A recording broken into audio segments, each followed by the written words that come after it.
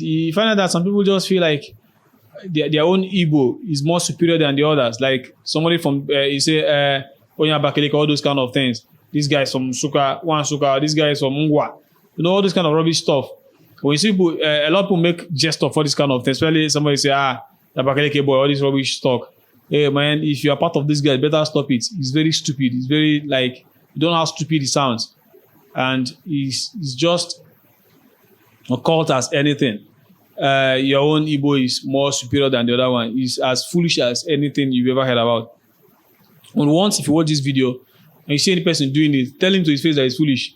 We don't need all those kind of rubbish. It's a cake mentality, and you're not better than any person. No part of Igbo is more superior than the other. No part of the Igbo region is better.